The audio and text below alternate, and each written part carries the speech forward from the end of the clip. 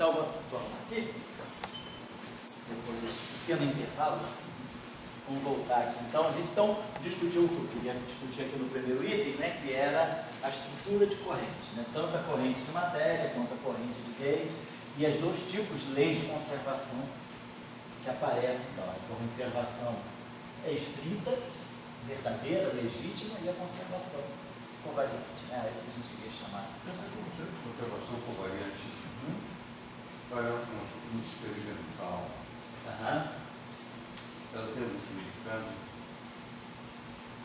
Não, em termos de conservação, não, porque, claro, você pode pegar, vamos dizer assim, um processo parcial, em que você vai querer olhar só o setor de matéria, mas se você quiser realmente ver aquilo que é conservado, quer dizer, a corrente, né, quer dizer, a carga de Young-Mills dele, é a soma de tudo, é a corrente. Você tem que levar em conta a própria corrente de Young-Mills e a corrente de matéria. Quer dizer, a corrente de matéria sozinha, ela não é conservada.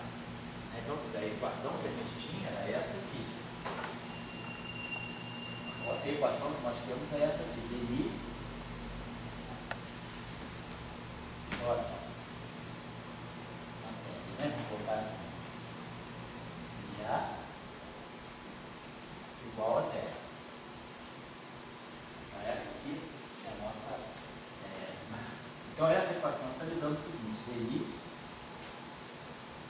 lembrando que está na representação de junto, então J matéria,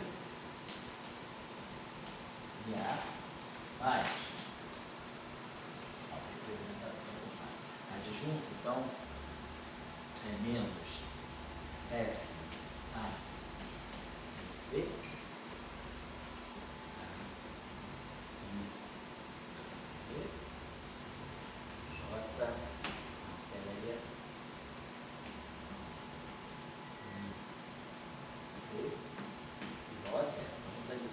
isso aí, quem é conservado é isso. Então a gente tem uma parte aqui, ó, a corrente de matéria.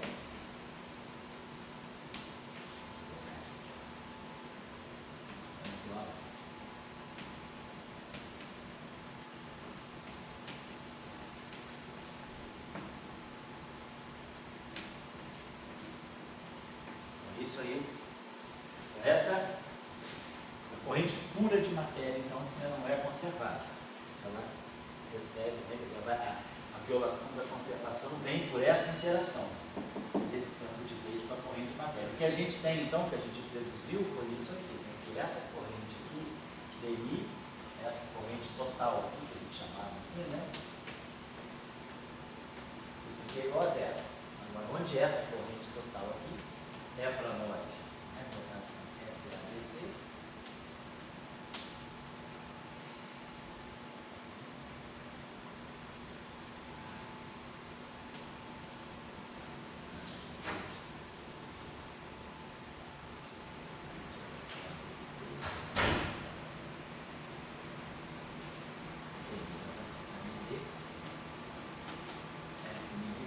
Essa corrente aqui mais corrente de matéria.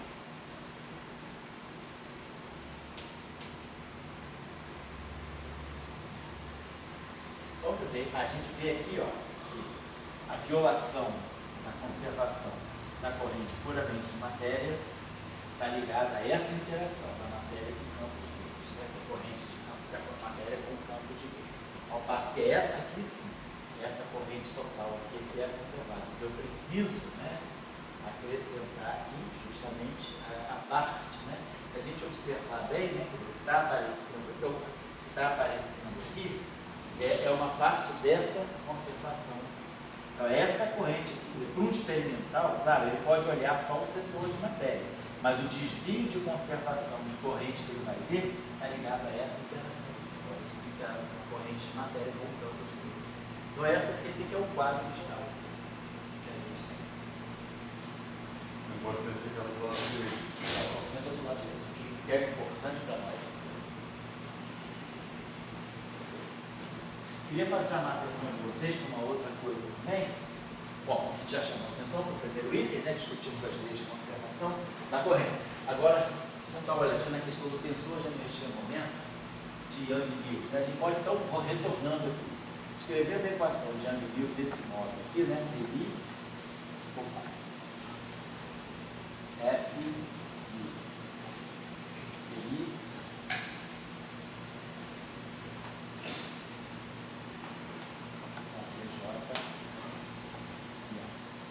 Então, lembrando sempre que essa corrente que está aqui é a corrente que sai, né? Essa corrente que sai aqui ela está saindo, na verdade, da variação do Lagrangiano, né, de matéria em relação ao campo de Gauge. Quando a gente varia o Lagrangiano de matéria em relação ao campo de Gauge, o que sai aqui é a nossa corrente de matéria. E aí a gente lembra o seguinte, no caso de Young-Mills, né, no caso de Maxwell, a gente consegue construir tensor de energia e momento a partir da equação de movimento. Já fez isso algumas vezes, né? A equação de campo. E a gente saía daqui, dmi, FMI, igual a JI, que a gente fazia, que era contrair essa equação com um certo FMI kappa, e aí a gente ganhava, no final de tudo, a gente ganhava essa equação, dmi, θ mi, igual a JI, FMI kappa. E aí trabalhava esse tensor de energia e momento em função do F. A gente tinha já trabalhado bastante isso. Agora a questão é, no caso de Young-Mills, como é que eu tiro também a corrente o tensor de energia e momento, né? Trazido, a distribuição de energia e momento trazida pelos campos de Young-Mills. Então vamos, lembrando, vocês vão pagar isso aqui e vamos tentar fazer o mesmo procedimento. Vamos pegar essa equação aqui e vamos contrair com, por exemplo, um FMI kappa, fazer assim. Então a gente tem isso aqui, dmi, F, mini-A, FMI kappa.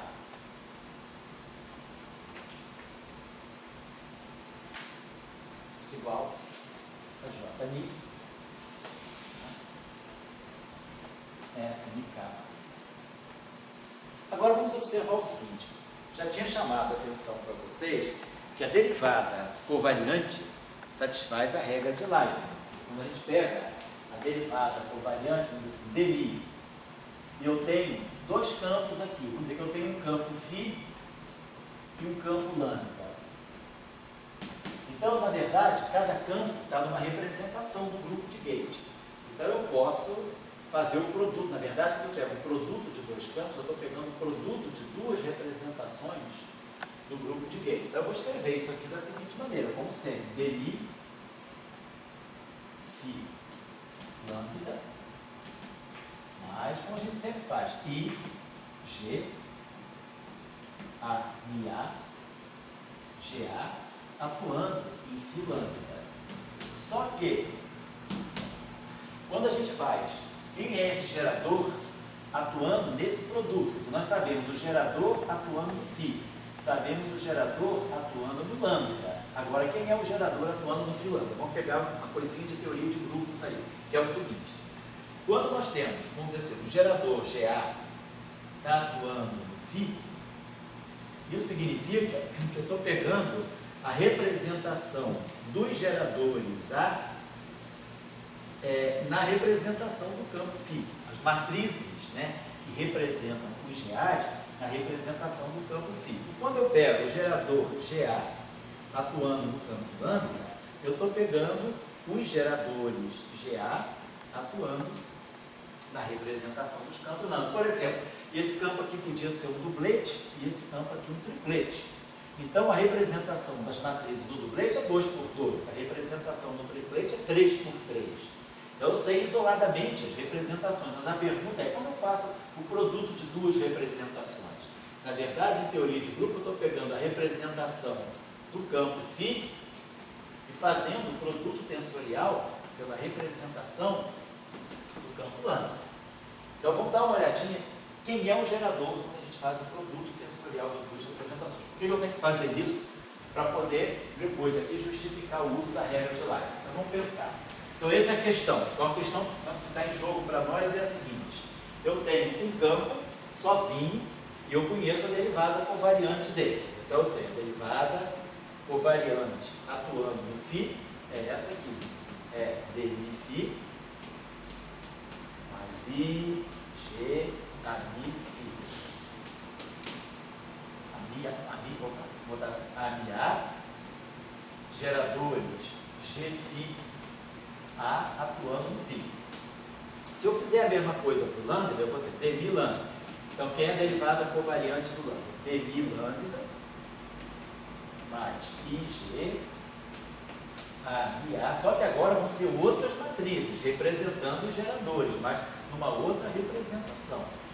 Então, essa representação pode ser 2 por 2, a segunda pode ser 3 por 3, por exemplo, no caso de SU3, pode ser uma representação 3 por 3, a outra 6 por 6, não importa. Então, eu tenho geradores em diferentes representações. Vamos fazer agora a seguinte coisa. Vamos pensar no conceito de produto tensorial. Então, quando eu faço uma transformação de leite no campo φ, eu estou fazendo isso aqui. Φ' vai ser exponencial, parâmetros da transformação, geradores GA naquela representação do φ atuando no φ.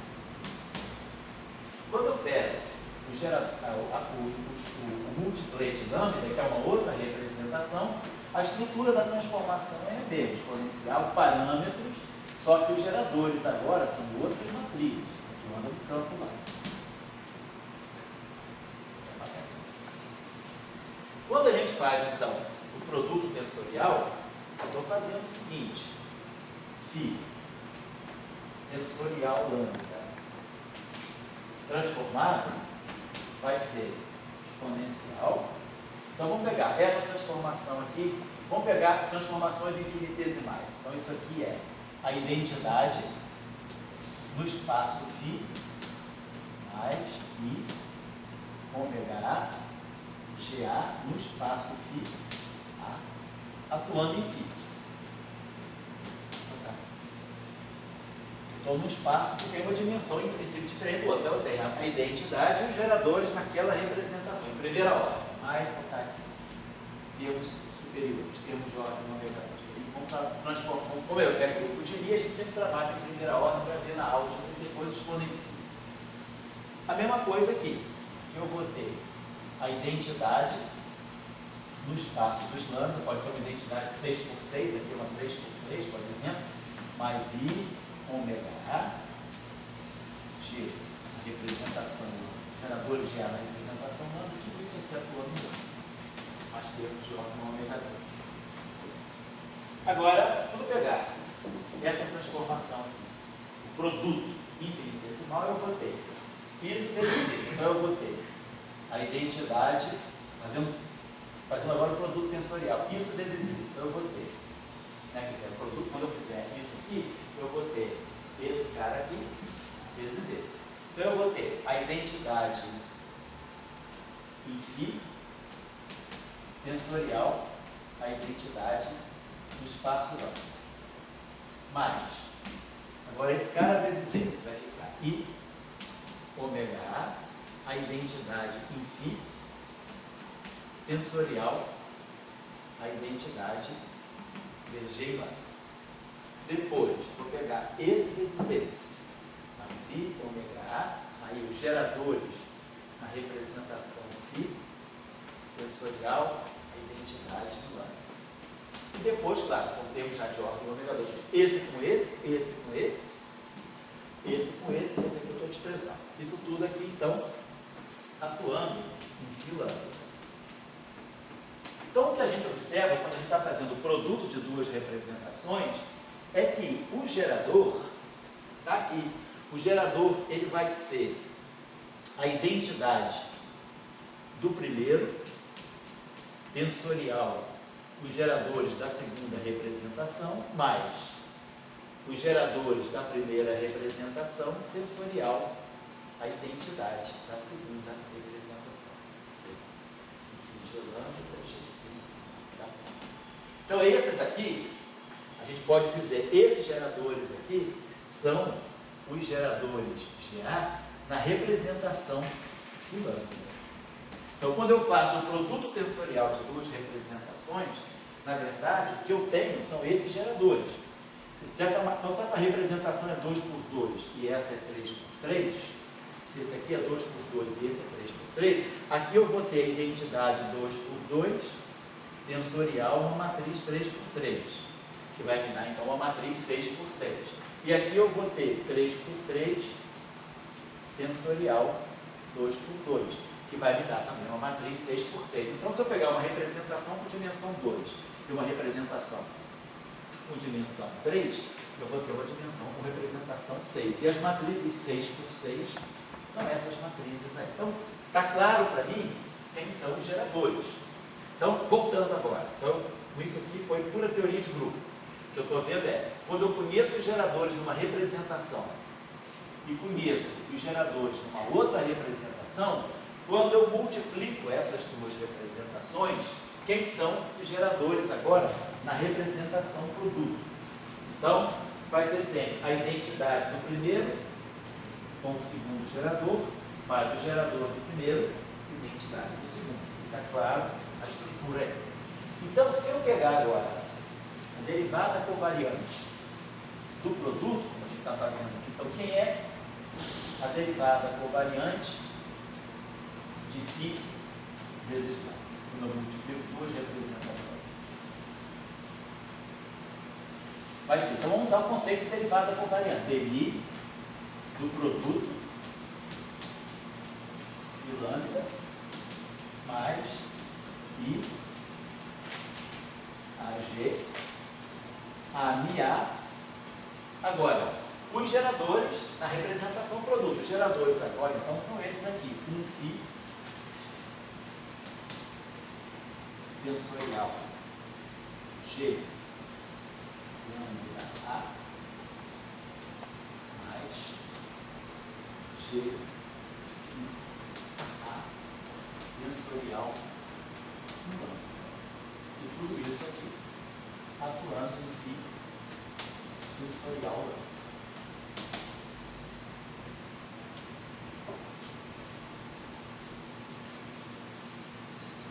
Então, a primeira derivada satisfaz a regra de Leibniz, a derivada do produto.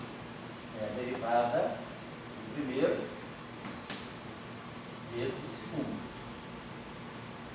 Mais o primeiro,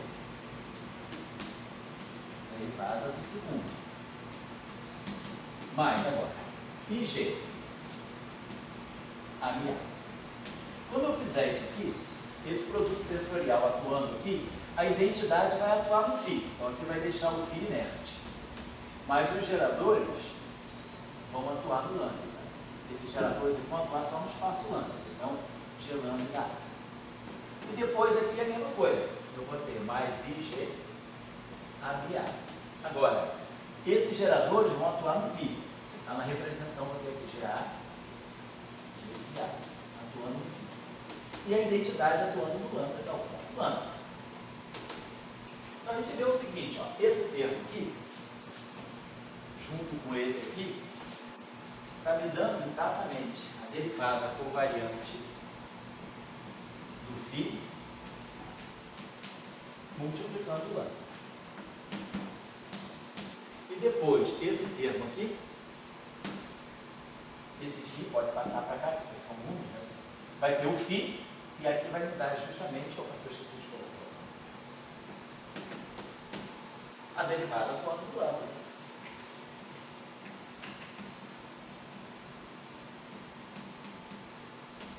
Então, a derivada covariante de Gauge, ela satisfaz também a regra de Leibniz. Então, eu posso escrever. Então, normalmente a gente escreve sem um produto tensorial. A gente diz assim, dmi φ vezes lambda, mas está implícito um produto tensorial. É a derivada do primeiro vezes o segundo, mais o primeiro, derivada do segundo. Então, mesmo com a derivada covariante, eu posso usar a regra de Leibniz. Desde que eu entenda aqui. Esse é o conceito de gerador. Quando eu faço um produto de campos, em campos que são representações de grupos não abelianos. A noção de gerador é uma noção, vamos dizer assim, dupla, né? Eu tenho gerador, a identidade da primeira representação vezes o gerador da segunda e vice-versa. O gerador da primeira vezes a identidade da segunda.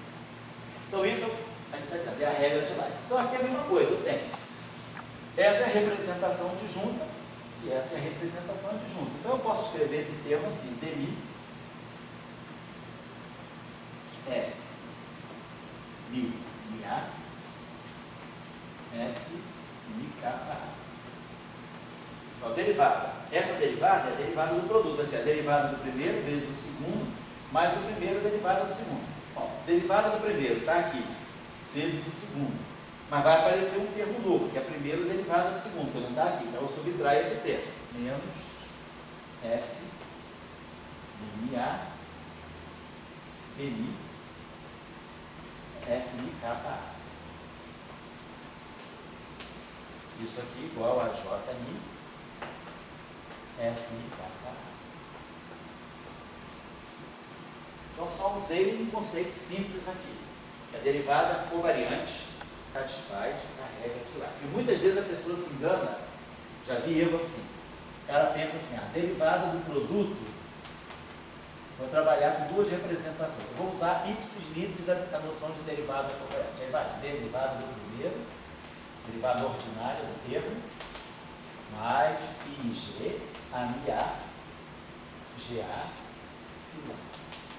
Aí tudo bem, o cara vê, beleza, derivado do primeiro vezes o segundo, mas primeiro vezes derivado do segundo. Mas aqui eu não tenho nenhuma informação, não sei como juntar.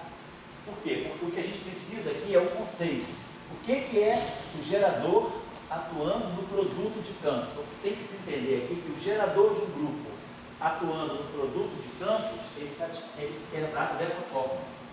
O gerador atuando no produto é a identidade do primeiro vezes o segundo gerador, mais o gerador do primeiro vezes a identidade do segundo. Então, o que eu tenho que entrar aqui, com esse conceito, é substituir isso aqui por isso aqui. E aí, as coisas saem fluentes, sai a regra de Leibniz direitinho. É isso que eu estou chamando a atenção. Muito bem. Então, nós usamos esse conceito aqui. Esse derivada do primeiro vezes o segundo é a derivada do produto menos o primeiro derivado do segundo. Então, regra de Leibniz para a derivada covariante. Seguindo exatamente os passos, né, que nós seguimos quando fizemos Maxwell. O que a gente fazia nesse segundo termo? A gente tentava usar nesse segundo termo as identidades de Bianchi. Então, lá no caso de Maxwell, a gente usava a identidade de Bianchi. No caso de Young e Mills, como é que é a identidade de Bianchi?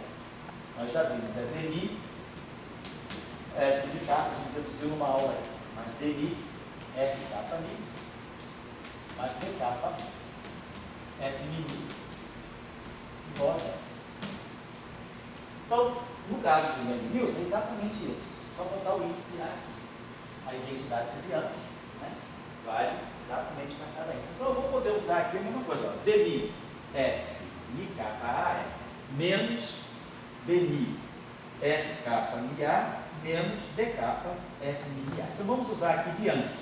Só que agora o Bianchi para Young Mills, mas a forma do Bianchi para Young Mills é a mesma forma. A única diferença, né? Bianchi, que é o caso abeliano, é isso aqui: DMI, F mi K, mais DMI, F K mi, mais DK F mi igual a zero, é derivada ordinária.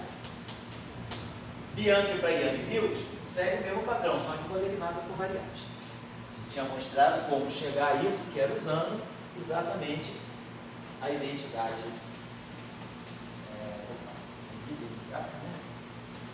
usando a identidade de Jacob para derivada covariante. Mi K mais Mi K mi mais K mi igual a zero. Então, exatamente isso.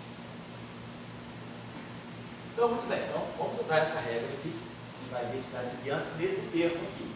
Então, vou manter o primeiro termo, ficou o DNI, F mi A,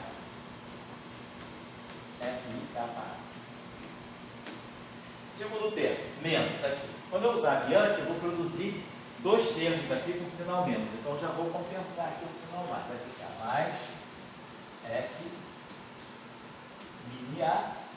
Aí vai ficar DMI F mi K, é DMI F K mi.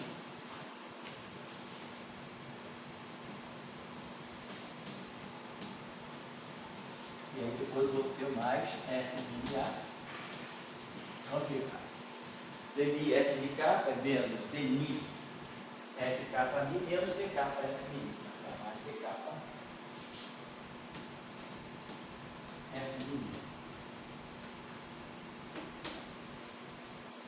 Igual a Jmi.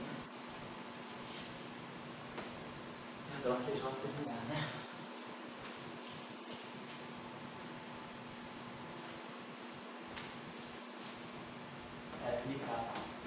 Então, só para lembrar, então, tá, vamos usar então a identidade Bianchi aqui, substituir esse termo aqui por dois outros termos.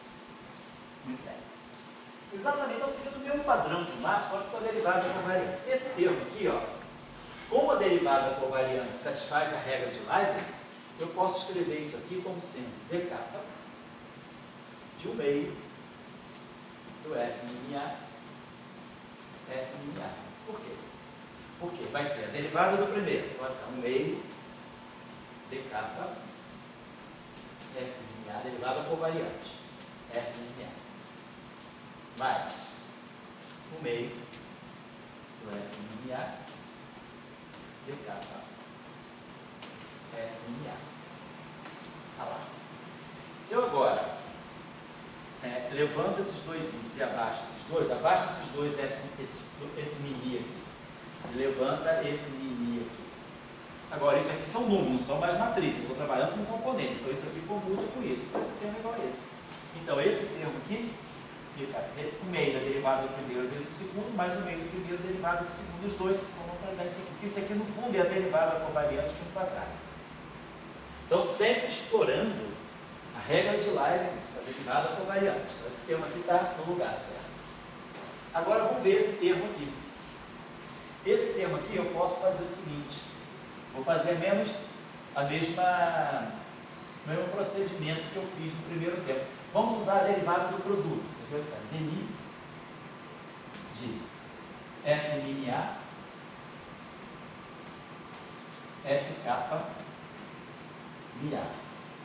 Então é a derivada desse aqui, o primeiro derivada do segundo, que é justamente o que está aqui.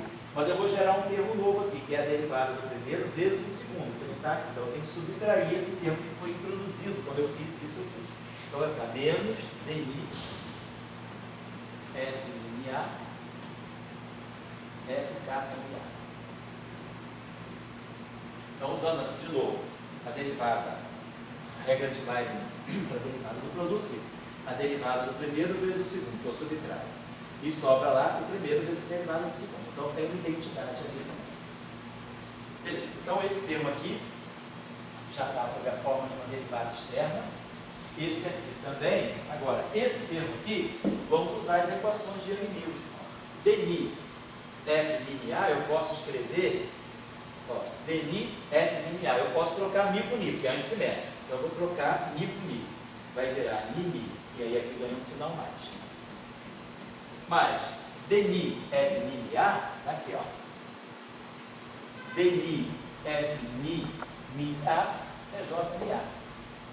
Assim eu vou usar a equação de campo, usando as equações de Young-Mills. Isso aqui está me dando J mi. J na matéria, né?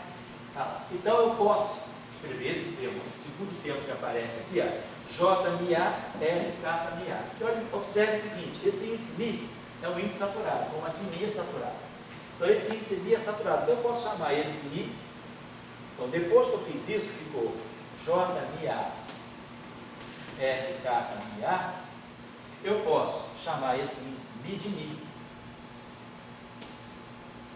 E aí eu posso trocar o mi com K. E aí, esse termo aqui é mais. Então, mantive isso aqui. Mas aí, quando eu troquei o ni com o K, isso aqui ficou menos. Então, esse termo transita para o lado de lá, isso não é mais. Vai ficar um 2 aqui. Então, esse termo que estava aqui,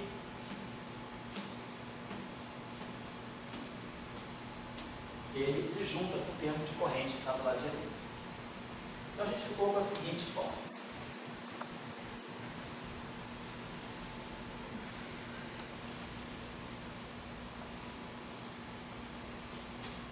Então, com a seguinte estrutura aqui, dni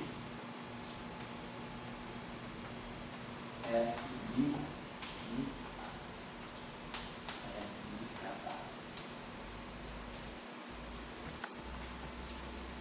do Mi.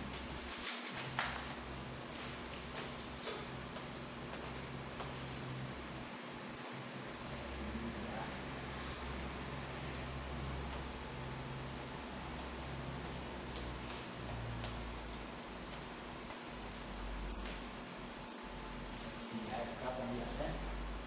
Depois mais do capa.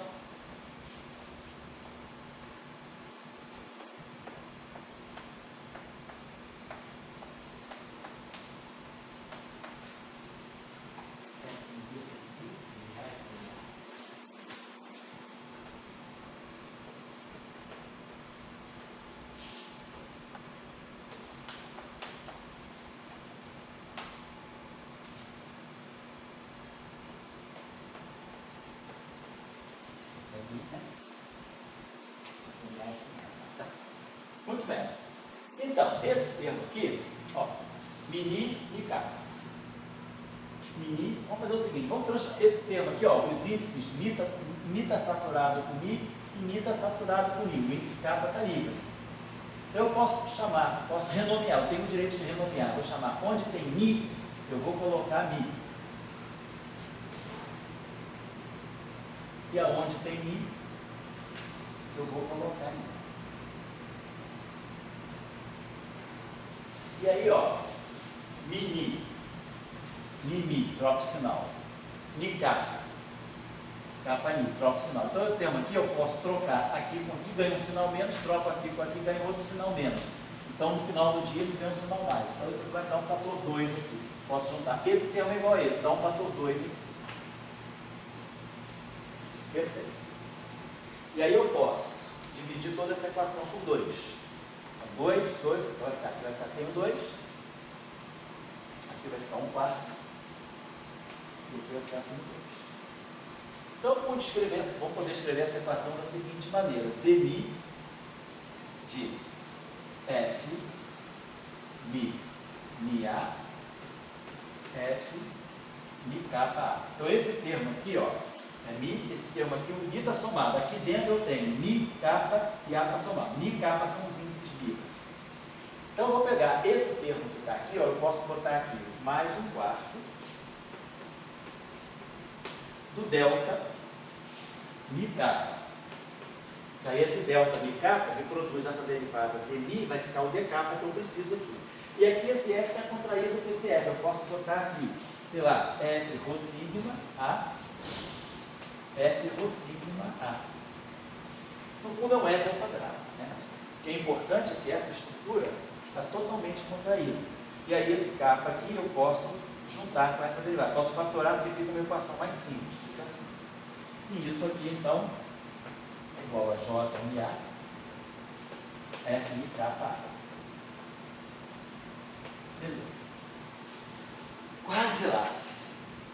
Seria uma equação de conservação perfeita se essa derivada não fosse covariante. Mas vamos fazer uma outra observação. Ao longo do que a gente está falando hoje, vão aparecendo vários truquezinhos, né, vários detalhes, né, que não são truques, né, são resultados, mas ficam às vezes meio escondidos, sobre a derivada covariante. Que é o seguinte, o que eu tenho aqui? Se eu contraio esse A com esse A, o índice do grupo de Gauge está sumiu, está contraído.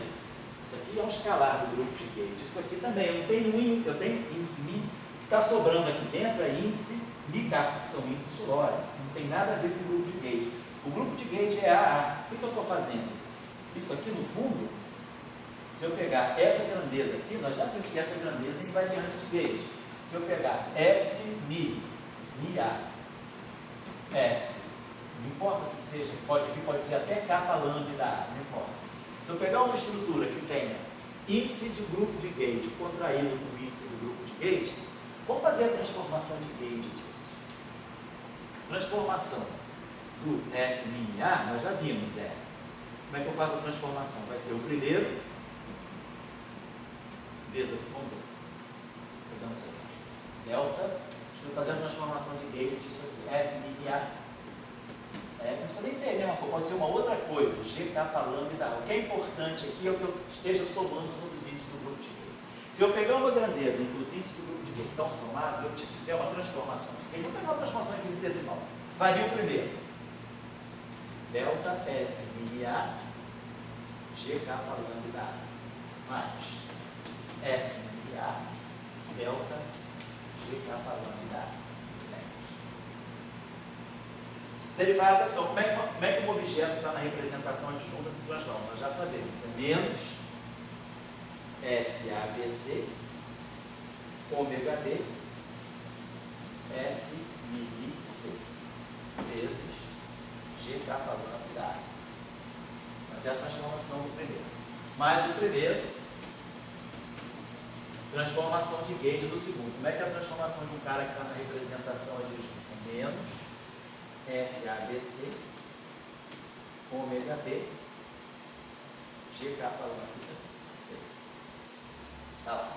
Então, vamos botar aqui em forma parecida, tá? Menos FABC, ômega B, F mini C, G capa lambda A. Menos FABC, ômega B, F mini A, G capa lambda. O que eu estou usando aqui? Estou usando o conceito de representação adjunta. Quando um objeto está na representação adjunta, nós já vimos hoje, como é que ele se transforma? Ele se transforma assim, lambda linha é igual a R, lambda. Ou então pegar um elemento de uma representação qualquer. Como é que um elemento de uma representação qualquer se transforma? I, ômega A, GA e J, e J. Isso aqui é uma transformação qualquer. Vamos pegar na representação adjunta, delta φB, vamos chamar isso aqui de B, vou chamar de C. Vamos pegar o cara que é uma representação adjunta, o I vira A, vai ficar I ômega C, GC, A, B, φB. Então, isso é a transformação de um objeto que está na representação adjunta. Só que, na representação adjunta, de sempre, GC, A, B é menos I, F, C, A, B. Então, isso aqui dá a variação de um objeto na representação adjunta é menos I por I dá 1, fica F, C, A, B, ômega C, φB. Aqui eu posso trocar o C com A. Fica AC, dimensionalmente. Aí a gente vê, ó, esse contrai com esse e esse com esse. Então, eu vou chamar o C de B e o B de C.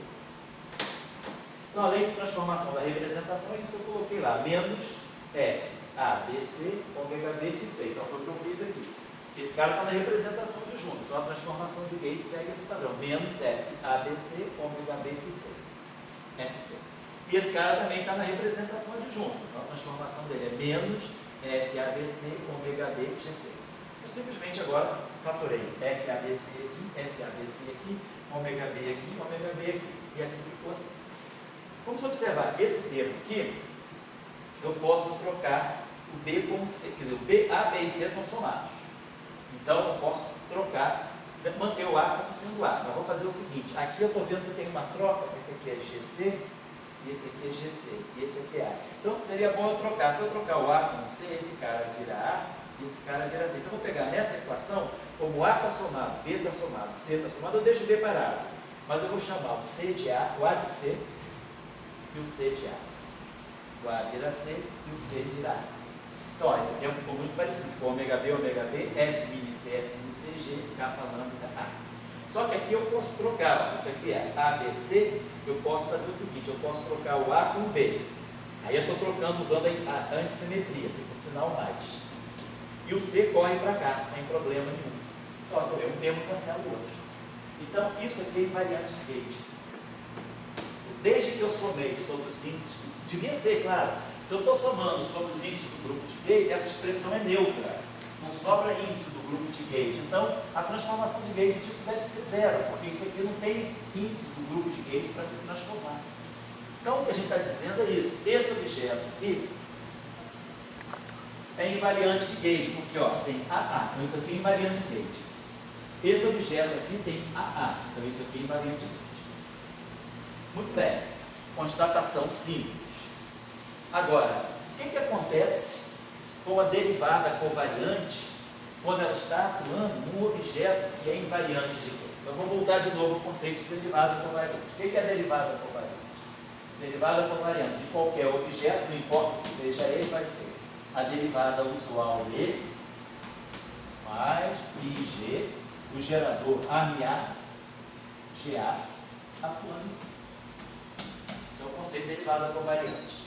Quando o objeto é invariante de gauge, ou seja, ele é um singlet do grupo de gauge, todos os geradores são trivialmente representados. Quando esse objeto aqui não tem transformação de gauge, quer dizer, quando φ' é igual a φ, o que significa? Φ' seria o quê? Exponencial de I, ômega A, GA, φ.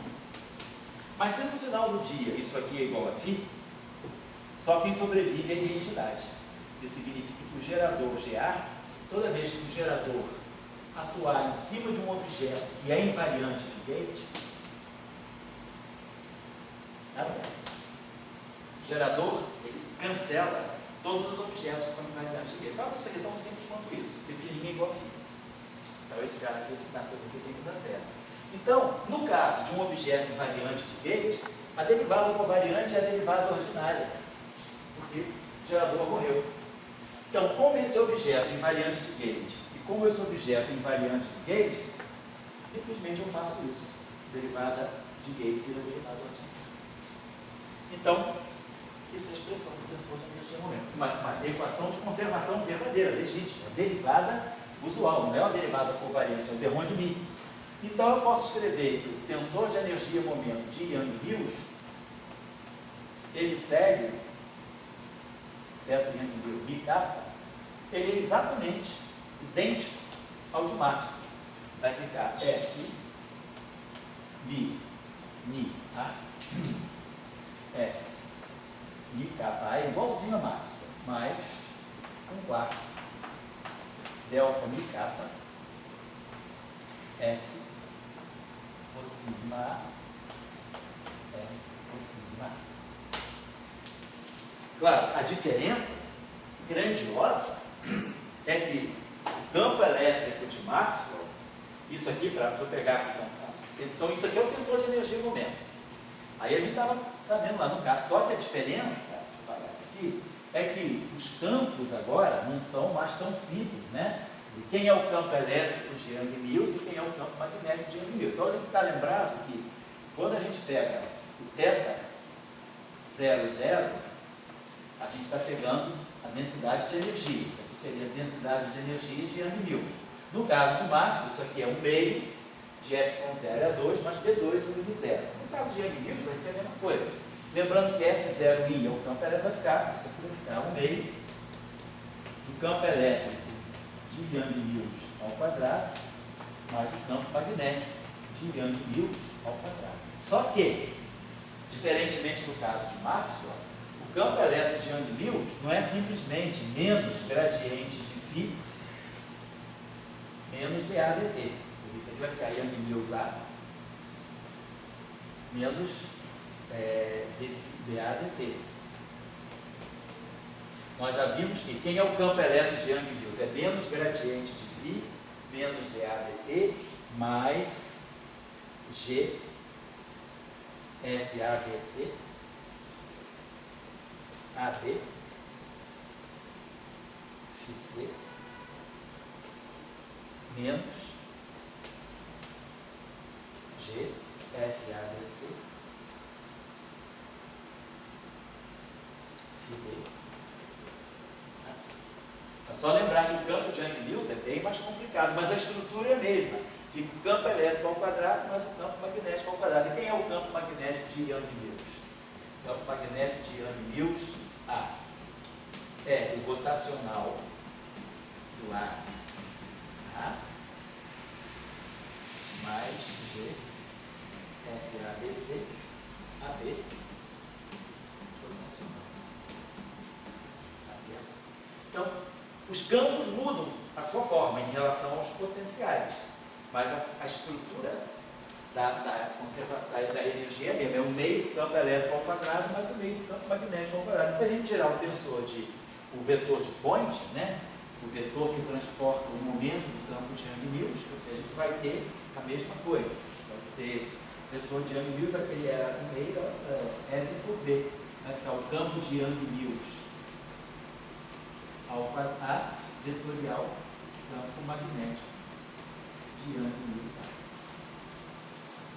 Então, consegue tirar o tensor de energia e momento usando as mesmas características que a gente usou para lá. O tensor de energia e momento tem a mesma forma, só que ao invés do campo de Maxwell entra o campo de Young-Mills, mas tem a mesma estrutura, campo elétrico ao quadrado, mas campo magnético ao quadrado, e o campo elétrico vetorial ao campo magnético. Esse aqui é o transporte de momento do vetor da radiação de Young-Mills, e isso aqui é a densidade de energia da radiação de Young-Mills. Legal?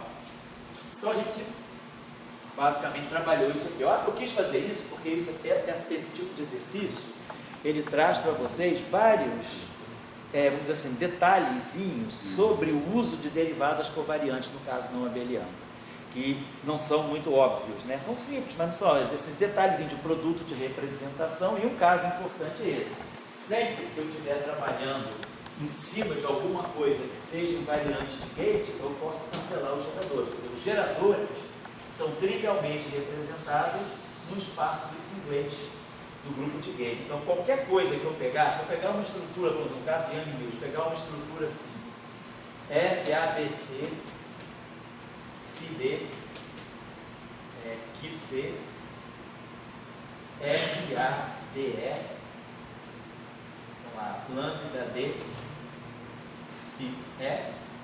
Se eu olhar para essa estrutura aqui, sobra índice de Young-Mills ou não? O A está contraído com esse A. O B está contraído com esse B. O C está contraído com esse C. O D com esse D. E o E com esse A. No final do dia não sobra nenhum índice de Young-Mills. Então, se eu tirar a derivada covariante desse objeto, é a mesma coisa que eu tirar a derivada ordinária. Se eu pegasse, por exemplo, um outro objeto, fosse, será, F, ABC, Φ, Q, C. No final do dia, sobra um índice de Young-Mills? Sobra. E esse índice é o qual? É o índice da representação adjunta. Então, qual é a derivada covariante desse objeto? A derivada covariante desse objeto vai ser o próprio objeto, né? Derivada do objeto. A, B, C, Φ, D, Q, C. Mas agora, esse objeto como um todo está na representação Escreveu o adjunta. C ali. Oi? Escreveu o C ali. Obrigado. Esse objeto como um todo, sobra para ele só um índice A. Então, esse objeto como um todo está na representação adjunta. Qual é a derivada covariante da representação adjunta? É a derivada ordinária menos G, F, A. F, A. Então, não sei, A, B, C. Vou botar D, E, A, Mi, D, usando a regra da derivada covariante da representação adjunta. É DI menos G, F, então esse índice tem A. Então, A, DE, A, Mi, D, e todo esse cara aqui, índice E, vai ficar FE, BC, FD, e C. Então, se esse objeto aqui, como sobrou só um índice A para ele, eu sei que esse objeto como um todo sobra um índice de gauge, que é o índice A, que é da representação adjunta. Então, se eu tiver que tirar a derivada covariante desse objeto, eu vou seguir a regra da derivada covariante da representação adjunta. Nós tínhamos aprendido hoje mais cedo, DMI. Derivada covariante daquele nosso lambda A era o quê? DMI lambda A menos G, F, A, B, C, A, B, D, lambda C. Então, derivada covariante segue essa regra. Esse índice aqui fica aqui, e aí eu contraio o campo de gauge com esse cara aqui no índice C. Então, exatamente, isso aqui está fazendo o papel do meu lambda A. Então, ficou derivada ordinária menos G, F, A, DE, só tive que chamar de DE porque aqui eu já tenho BC. Esse índice aqui sempre contrai com o campo de gauge, ó. Esse índice contrai com o campo de gauge, e o terceiro índice vai para o próprio objeto. Então, o terceiro índice é o índice A. Então, o terceiro índice vai para esse objeto, o índice E. Né? Isso tudo aqui é F, E, B, C. Então, eu sei tirar a derivada, pronto, se vocês quiserem, deixe como tarefa, quem quiser fazer em casa, tirar a derivada covariante desse objeto aqui.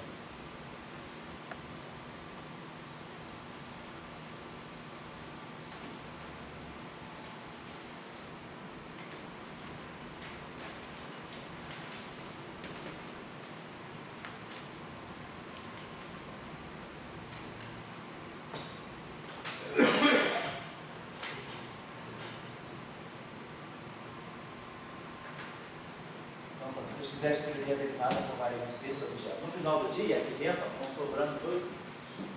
Então, só que é a derivada de gate desse objeto. Então, vocês têm que saber manipular isso, eu acho que isso é importante. São coisas simples, mas não são, e não estão no livro. Vocês vão olhar qualquer autoria de gate, não se preocupam muito, que são detalhes que, vamos dizer, caberia ao leitor.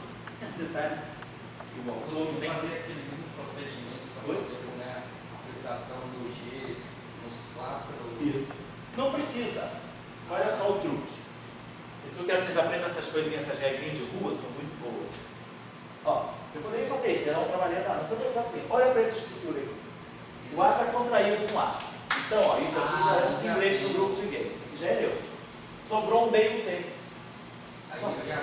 Aí você aplica para o B e aplica para o C. Você vai aplicar essa regra aqui para o B e depois para o C. Tá certo? Então tá, é simples. É só você olhar, você já sabe. É esse truque que eu quero que vocês desenvolvam. Isso é importante na hora de fazer cálculos complicados. Você não precisa fazer tudo assim, usar a definição e tudo mais. Você já vai manipulando com as estruturas, tá? Se você quiser, eu posso complicar um pouquinho mais. A gente pode colocar aqui um campo, sei lá, com omega B. Então, tirar a derivada covariante desse objeto aqui. Lembrando que no final do dia, ó, o A está casado com A, então isso aqui eu não me preocupo, isso aqui já é um simulate. Agora tem B, C e D. Então é usar essa regra aqui para cada índice. Usar para o índice D, usar para o índice C, usar para o índice D. Tá bom? Então acho que a gente dá para parar por aqui, porque a minha promessa era de hoje 2 às 5. Eu vou dar um intervalo para a gente começar a elétrica, que hora é 5h30. 5h30. Então tá, dá uma meia horinha de descanso aí para a gente, né? Depois, então. E aí, semana que vem, se o Dória puder e o Tchauca puder, eu vou fazer umas discussões com ele e vocês podem pegar as aulas que o Tchauca vai colocando. Você não vai viajar para o Peru não, né, Tchauca? Vai colocando no Professor Global, como faz toda semana, né? Então tá, até já, gente. Tchau.